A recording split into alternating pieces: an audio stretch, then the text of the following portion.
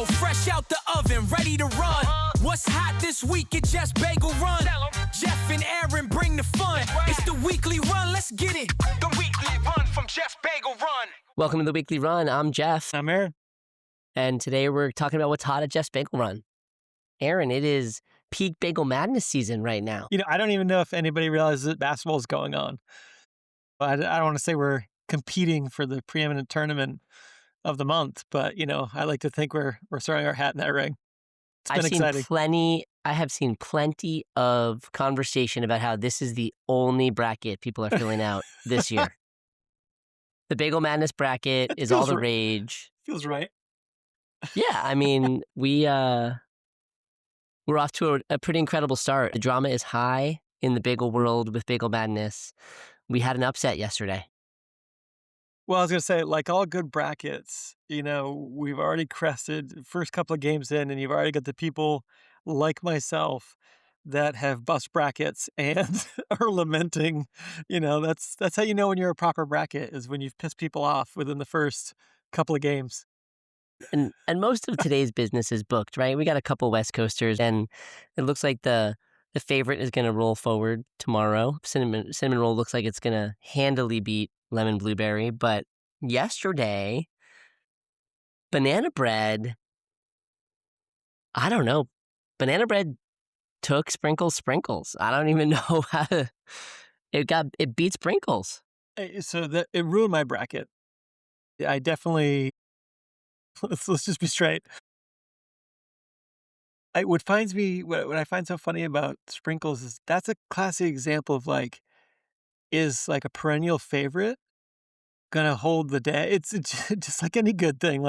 Is it the perennial favorite, or is it like new flavors and exciting flavors? And so I had Sprinkles, especially because here we talked about this last week. Like, we're in spring break this week. I figured more kids would be in stores, which normally more kids means more Sprinkles sold.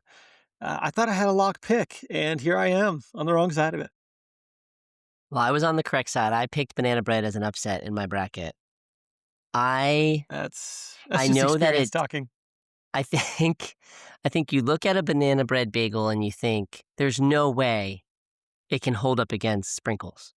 There's no way. It's such a vanilla-based bagel coated with colorful jimmies. Like, we're talking about a bagel that is visually appealing, that has mass appeal across all age groups, and then Banana Bread comes in and just takes its lunch.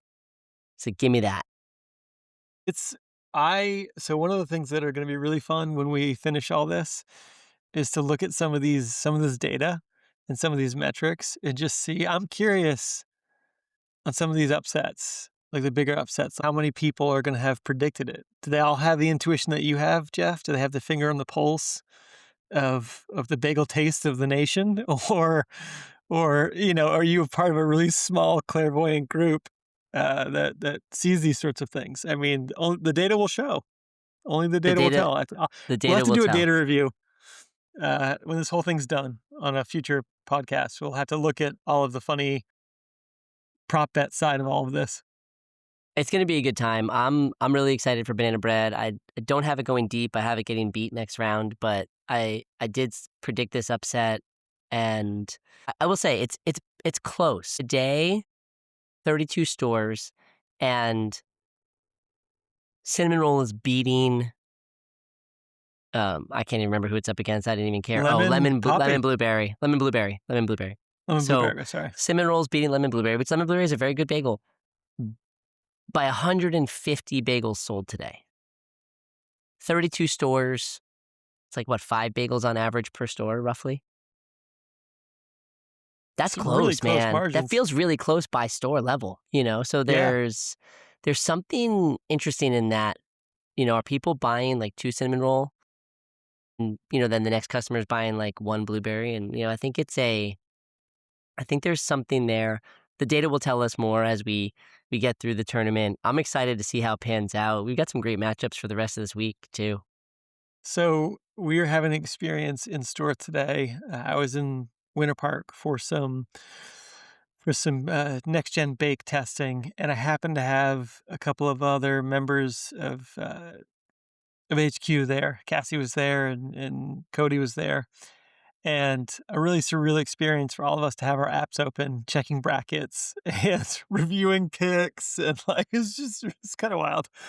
But there was some already, just amongst the three of us, some real consternation between, comparison. Like, oh, you had them going, I didn't pick them. Oh, you had tomato grilled cheese, I totally had. Like, and then everybody saying why and giving the reasons. So as this continues to march forward, there's going to be, people will be proven correct or not. I think it's all in good fun. And tomorrow's matchup is the last of the first round of sweet. We have blueberry pancake versus funnel cake. This is a newer bagel of the day against, again, another favorite. And it'll be fun to see where people land. I mean, pancakes are delicious and they're a breakfast staple. Do people jump on board the blueberry pancake to get a little bit of that maple in their morning, or do they stick just, to the fair food and lean in hard on that funnel cake? So we'll see. I mean, it's curious to see if churro set any sort of precedent for funnel cake or not, or if, it can win the day. That was a Yeah, tough matchup for churro, it's hard to which go is a good against bagel. it's hard to go against the champion, right? It's hard to beat the reigning champ. Blueberry cinnamon sugar is head and shoulders above the other bagels. Savory bracket does start on Friday with garlic bread versus pepper jack everything. See, this is the bracket that I'm in. This I'm is in your it side of for. the bracket. Yeah, you love savory. You're Yeah. a savory guy. I'm a savory bagel guy. I mean, if you put cheese on it, we're already leaps and bounds. Like, it's just a good day. Everything else is just, it's just cherry after that. Well, we're going to wrap up this week with a couple of strong bagels of the day. Again, blueberry pancake versus funnel cake, garlic bread versus pepper jack everything. And then the savory round continues on Monday of next week, and we'll see where some of these favorites end up. I'm excited. Bagel Madness has been a good time. There's been great engagement on social, great engagement in the stores. I think this has been I know we talked about your team finding joy in this process, and there's a lot of people out there that are participating in Bagel Madness, that are finding joy in this process, and it's fun to see. It's really fun to see. I'm still blown away by the engagement and just humbled by the people that choose to, enjoy this brand with us and engage in it with us. It continues to humble. I don't know. It's just that part of it is a lot of fun. And we have to find more reasons to do this throughout the year. That's what I'm really coming to appreciate, is that this is a great annual event for us, not going anywhere. But like, I'm We need already more. looking at what's next. What We need more more. things can we do? Yeah, it's 100%. We fun. need more. Did we ever get a final bracket count? Did you see that number? Yes. What was the final bracket count? The ability to sign up and create a bracket closed right before the first game. And so the final total was 8,862 brackets created. That's insane. It's insane.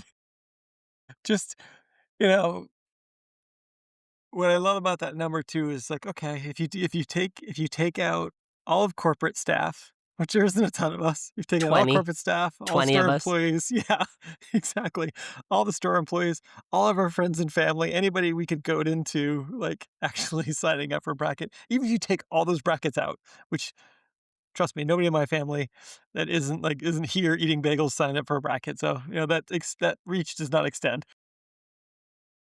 Like, that's nothing. Like, those are all just true fans. And what's even Yeah. cooler, and I don't know if we talked about this last time, but what was really interesting about it is we mapped out we mapped out where those customers, where, sort of their home store of sorts. Yes. And so just based on like purchase history. And so as we map that out, the spread across stores is really wild. And stores that just joined the chain and that are and have brand new markets saw fantastic adoption. So people that are just encountering, it's not just the diehards here in Central Florida that have known us for years. New markets were engaged, and even people that have never purchased, they didn't use the app before this. It was a huge number. I think it was the number one category, was brand new users. I found that was the most impressive statistic in all this. Like Yeah. 10% of the brackets completed came from people with zero purchase history. So they saw the Yeah. activation. They said they want to participate in this as part of this brand. What I would like to know, and this is going to be part of our data analysis at This Is All Over, of those 887 brackets that were completed by people with no purchase history, did they make a purchase? Oh, trust me, you'll That's get it. that's what It's I want to coming. know. How many of those were converted? I'm fascinated by this. Yeah. It's really cool. Great job to the dev team. You and the team did a great job making this activation come to life, and the marketing team is crushing it with their graphics, and it's been fun. Yeah, I think it sets a great it was a nice reward for a cool event. It's like, "Hey, we should do 100%. this again." Yeah. To me, that's the audience, that's that's our customers and our fans, like, saying, "Hey, let's do this again. We like this." So So, so what just I'm means there's more coming. so what I'm hearing is there's more games coming. There has to be. I Yes, let's have no go. idea what they are. Sign me up. I'm It's in. Let's in go. full disclosure, I don't have them yet, but, And that's like, okay. this is a Well, pretty good feedback loop. I don't want to tease it too much, and I mean, obviously, like one of the 17 listeners is going to be really like excited about this potentially, but you you did build a Roblox game. Roblox I'm demo. Now you you're really you putting me on you recorded history for I this. I I don't know. I think that, I think There's there's a more to that story there's a little bit to than that story, but yeah. I just built a game. You But yes, I think we got something going here. It's going to be fun. The gamification of Jeff's Bagel Run is happening. I mean, It's happening. who doesn't wanna be Jeff digitally? Like, who doesn't wanna jump into your shoes Please don't. and run a That's great. and and That's run a wild. bagel shop Run a in a bagel shop. digital Yeah. world? That's wild. Yeah. I know. Let's go. Let's go. I can't wait. Well, from one set of madness to another, next week, Jeff's Bagel Run brings, we roll deep actually at the Multi-Unit Franchise Conference in Las Vegas. This is a big show where this show is geared towards franchisees who operate multiple brands and typically have multi-unit operations within those brands. So imagine, someone who owns a KFC and owns a H&R Block and also has a Stretch Lab. These are people who are entrepreneurs, big business owners, and they come to see what brands are out there emerging. And so we exhibit, we set up a whole booth. We have our sales team, we sample bagels. This is a big opportunity for us to kind of show the world who we are, what we've been working on, and where we're growing. It's pretty cool. Well, this is correct me if I'm wrong, but this is the first year we've been there with a local store, which is awesome. Yes, huge benefit. Last year we were there, our store was not open. We did sample bagels. We made them offsite at a ghost kitchen, hand rolled, the whole deal. That was a good time. Adds a little bit of stress to the experience, but was fun nonetheless. And this is our third year exhibiting. First year we showed up with a little standee and a table with a tarp on it or whatever, It's a a classic. tablecloth. Yeah. It's the classic, like, I'm starting to go to trade shows, which is I've splurged on a branded tablecloth, rented Yes. the Yes. the card table from Freeman Services or whatever it is. Yes. And then maybe I have, on, Vistaprint, I have a wind sail or, a backdrop on some piping. Yeah, That's, you've got the backdrop on piping, you've got a exactly. tablecloth, and you're all set. You're in business for 3 days or whatever. So Well, I know it's you've been on the road. I've got a question. Have you seen the new digital backdrop uh, that the creative teams put together? okay. So I know we got new video screens for the booth, and I assume they're pretty similar to what we had been renting. Um, no, better. Well, I mean, It's I thought we were renting like TVs. This is floor to to like this is like full standing Like height and it's yeah, all yeah. Yeah, so yeah. I think it's a similar video experience from what we had. But yeah, it's great because if you can imagine being at this like trade show booth that is actually 10 feet deep, but we take 2 booths wide, so we're 20 feet wide, and our booth looks like a store. I mean, it's So built cool. to look like a store. It's got similar finishings. It's got small versions of our posters and our wall graphics up. It's pretty impressive. And right at the center of it is a video screen that plays a loop of what life in a store looks like. So when you're standing in front From of an us actual at this store. from an actual store, yeah. So when you're standing in front of us at this trade show booth in the middle of a convention center in Las Vegas, Nevada, you're taking a peek inside of what happens at a Jeff's Bagel Run. It's really, really cool. There's some graphical elements that come up as well and talk about store counts and territories and whatnot because it is to sell, but it's a pretty cool experience to go there, have this thing set up, and okay, I'm gonna like I don't know, maybe I'm exposing myself here a little bit. I didn't understand how many brands were franchised until I went to one of these shows. Yeah. Like, I didn't get it. You know, my kids play I-9 sports, and I'm walking around this trade show for the first time, like, our booth set up and got my Just Bagel Run swag on, and people are like, "Oh, booth looks great," and I'm identifying all these brands, and I see I-9 Sports. Did you know that I-9 is a franchisable business? I did not. You can buy a city and start your own youth rec sports league. Mind blown. Yeah. Had no Yeah. idea. No idea. The amount of businesses that franchise as a way to bring their idea to life is insane to me. It's insane to me. There's this layer of brand up at the top that's like thin. If it was like if you were filling out a graph, it's maybe like 10%. And then you got Yeah. this other layer of franchise, and there's like 60%. And then that remaining 30 is like the consumer, right? Like, and it's just wild to me. I'm grateful to be a part of it. Really cool that there are people who are interested in investing and being a part of Just Bagel Run, but also fascinated by some of the other brands that are there. Was franchising ever on your radar in the early days? Like, obviously, it's a much bigger thing to sort of launch into, but letting yourself, again, you've got Akoa, you've got College Park. Did you ever let yourself like think, okay, if I were to blow this out, did you ever think franchising versus opening up your own locations? Like, had that ever No, really registered? no, never even registered, was not on my radar. I don't think it was on Danielle's radar.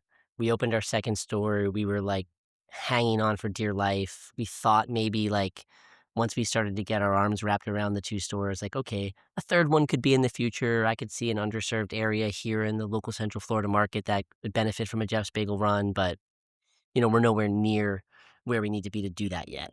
And Interesting. so franchising for us was definitely not on the radar, but it's an incredible vehicle to grow a business and to reach a consumer where they're at. That's the part that is Yeah. most interesting for me to think about is that when you meet with a prospective franchisee or you have someone who expresses interest in our brand and they talk about how there's no bagels where they live and they want to open our business and run it, under our flag in their community because they're trying to meet an underserved need. It's pretty cool. Like, to me, that's neat because I would have never known that there was, I'm in San Diego this week for a different conference, and I met with a prospective franchisee for dinner last night, and, I didn't realize there was an underserved bagel community here in San Diego. I would have never known that. Now you do. Now I do. And it's fascinating. And it just affirms for me that there is abundance in this world, and that if somebody wants to try to fill a void, there's someone who's going to step up and fill it and provide whatever it is they're needing. Maybe it's bagels, maybe it's youth sports, whatever. What I've always kind of been compelled with it, and I think is interesting, is I've done this twice now. This is it's time 2 for me, and it's the speed. There's some challenge because you have to coordinate and orchestrate a lot more, but what's kinda cool about it is that if you can tame that complexity, everything just goes so much faster because 'cause you're bringing in smart, savvy, experienced operators that have more to bring than just their desire to buy into the business. They're bringing their own experiences, and as a growing brand, I know that, and I'm sure you could talk to this even more so than I can in operations and that side of it, is like, we leverage that knowledge and that experience from those franchisees, and so it really is sort of an all ships rise, and it just seems to go so much faster than it would if we had to do this, not just from, the stores themselves opening, but even just the knowledge and how quickly we can build up a complex system with, again, with the help of other smart people. I've always been blown away by that aspect of it. Yeah, 100%. That's the biggest takeaway for me is that because of the expertise that other people bring to us, Yeah. we improve. And you have an experienced operator come in that has this like nugget of information that they've been waiting to deploy because we're young enough to say, "Hey, that makes sense actually. Maybe it can Yeah. incorporate here." Or, you know, I love that idea. We were already sort of thinking about it. We were thinking about it in this way. Maybe we can incorporate a little bit of that magic that you've got into this, and I don't think it changes too much of who we are, but it just changes it changes our roadmap a little bit, right? We get these little divergent lines on our roadmap that give us a place to experiment or participate in a different way, and it's just it adds so much value. So much value. And highlighting the fact that this is all new. Even so, those new things, there's ground to be broken there. And so, again, how we tackle that, we don't know until we encounter it. Absolutely. And I'm just really excited. It's always fun to go to these shows, and for me, it's a it's one of those moments where I can pause and say, "Wow, we've accomplished a lot. This is pretty cool. Look what we're doing." Because when you're out of that store environment, when you're out of this, when we're at the office, like we're always working on something, but when you Yeah. show up and you're really just solely set out to discuss what you're doing with other people who have no idea who you are, you get up to these like realizations that like, oh, we did do that, or oh wow, we are doing this. That's pretty fascinating. Or people are looking at you like, wow, I can't believe you did that, and you built an entire tech stack in 2 years. You did what? You did, Yeah. I think it's a little bit of opportunity to reflect as well and say, cool, we're working on this, and other people are validating that it's a good idea, and it's helpful because I think even though we're all in this together and we do have a big team, we've got a lot of great resources. I mean, we don't talk once a week on this podcast, we talk all the time. And so we have these places to bounce ideas, and we have all Sure. this is true. We have these places that we're able to communicate with, you know, others. So it's not like we're not siloed in this thing alone, but it is nice to sometimes validate the ideas against outsiders. That's honestly, I think, one of my favorite parts about participating in the demo days that we do. We'll have some perspectives come into a shop and just chat with Yeah. them for a couple hours just to give them a flavor of the business and information sort of in context. But what I always like about those conversations is I love seeing and hearing somebody's, I don't want to say snap because it's not really a snap judgment, but it's a very limited first take. And I love that limited first take because we haven't had a chance to really coach them into any understanding of the business yet. So it's kind of like it's truly a first blush look at the business, and it's like I love that mirror. I love, like, what is the first thing that you saw? What was the first positive thing that stuck out? What was the first negative thing that stuck out? Like you said, and it's even better because, and I just, when we talk, I try not to say too much unless I obviously answer questions, but like I like to see Because even if they're telling us, like, hey, you should do this, and we're already doing it, I love hearing that because it's validation.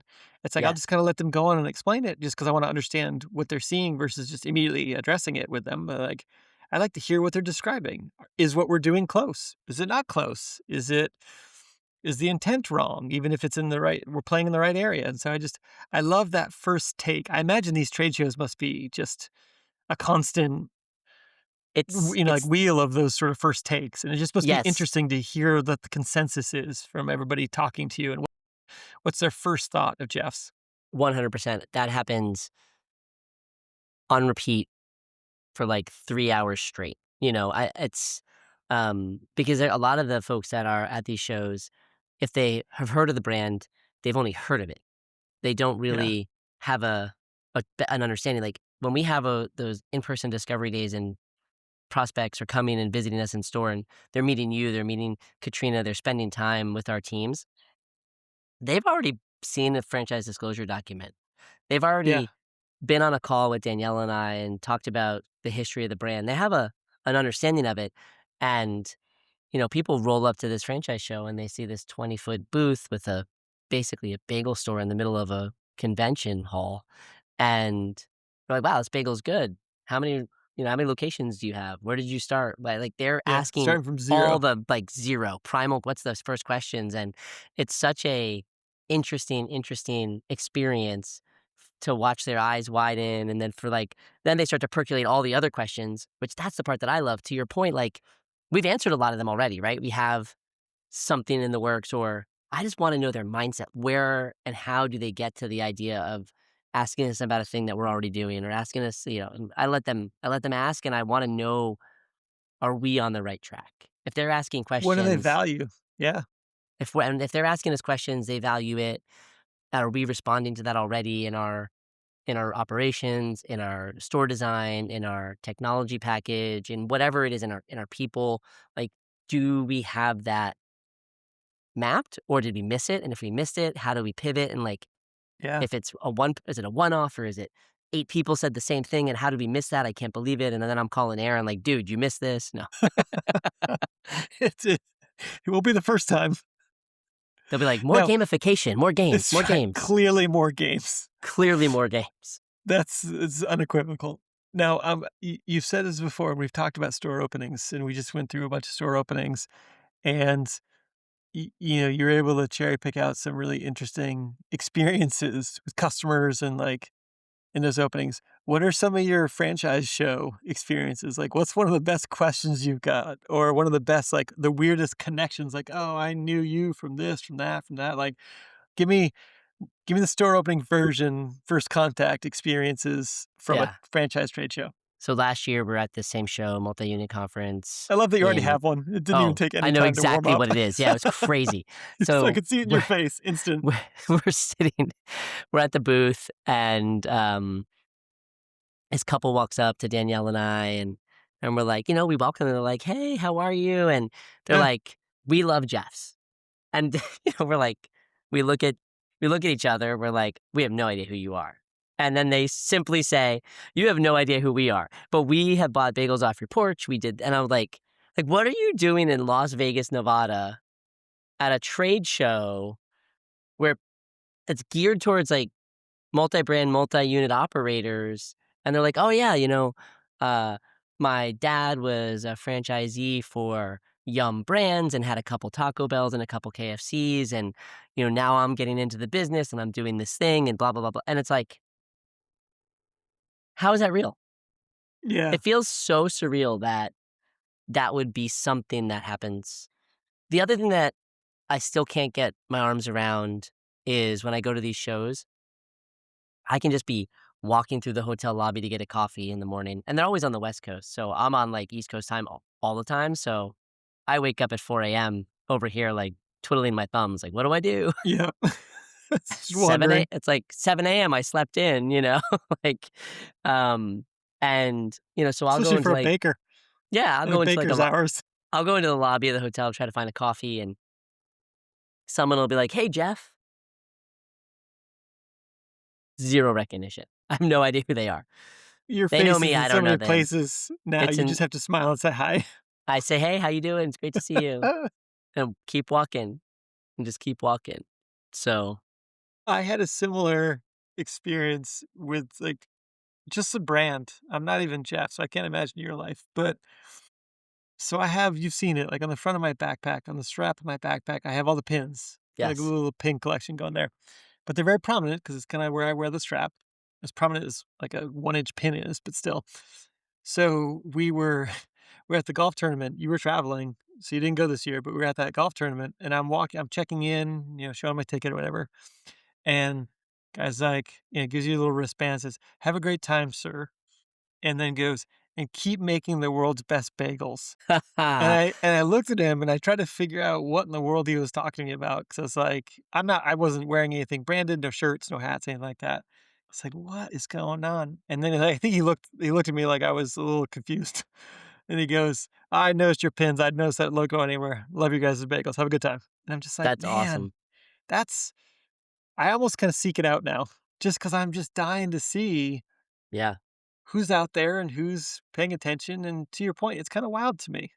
It's still wild to me. I still geek out when I see a magnet on a car, and we have, what, a dozen stores in the market? It doesn't get Yeah. old. It doesn't get old, and I do enjoy it, and I'm grateful for it. It's still a bit weird, but I'm happy that it happens. You know, uh, I hope it doesn't stop. I think that's something that I want I want us to grow to this place where people feel so connected to who we are as a brand that if they see someone wearing a pin or a shirt that they Yeah. say, "I love Jeff's too." They don't have to know who we are. I just want, like, the fact that there's, like, they have this connection. It's the brand, yeah, not the They people, the have no, brand. no, it's not exactly. It's like It's they have a connection to the brand, and then suddenly because they see someone else who has an affinity because they have a T-shirt or a hat or a pin, a magnet on the back of their car, they feel like they now have a connection to that human, and that's really cool. That's really cool. and I think as a growing brand, that is a very difficult, but also sort of a fun high bar to set, to say, "How far can we take this and have it still feel this way?" Because there is a theoretical, logical limit where it no longer feels personal and community and all that stuff. Like, I don't believe I think that's our number one North Star, to never lose that. But, I'm sure we're not the first brand to wanna not lose that identity as they grow. I think that's a really fun challenge to take on is,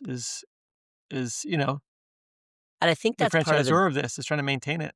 and that's part of the beauty of franchising. We end up awarding franchises to people who have an Yeah. affinity for the brand, who are trying to fill a void for bagel lovers in their community. They just happen to also see it as a great opportunity for them, you know, to, you know, meet some financial goals they have in their own life. Like, I mean, it's a great way for them to make money. It's a great way for them to fill that gap in bagels in their community. And I think if we find those people and we, as the franchisor, have operators in markets that feel the same way about bagels that we feel about them, that part's gonna be easy.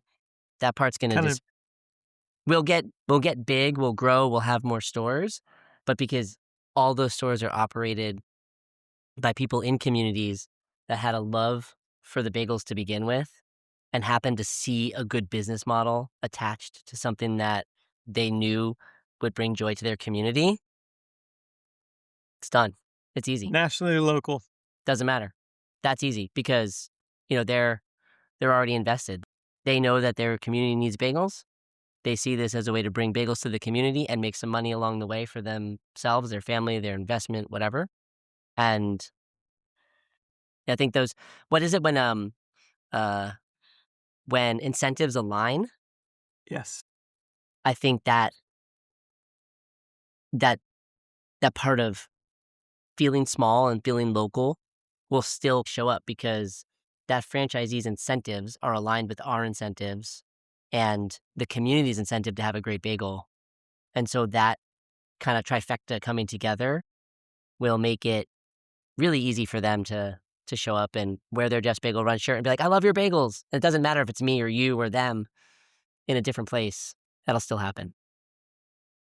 That made me think of a question as you were going.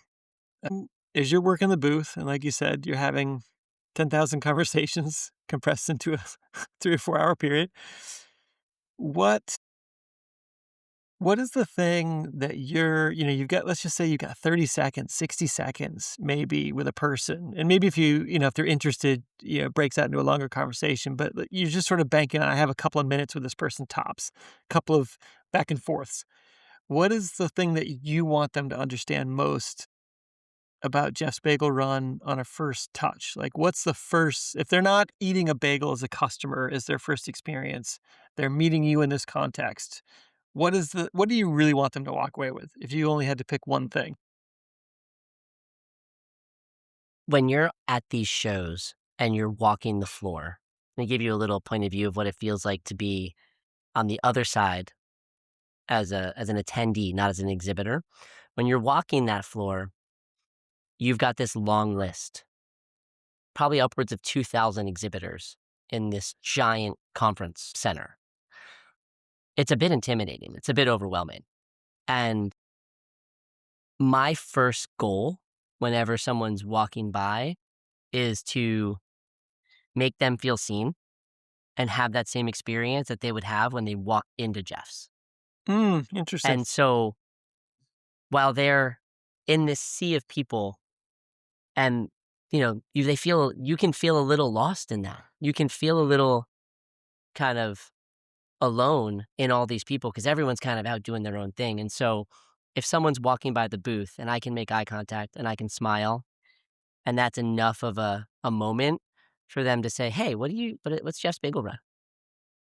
Then I know that I've accomplished a very simple goal that we try to accomplish in our stores, is that you've been seen, you've been appreciated, and if that hospitality can flow through from that exhibit booth to a prospective franchisee, then I feel like I've accomplished a big part of the goal because that's who we are as a brand and that's what I want them to feel.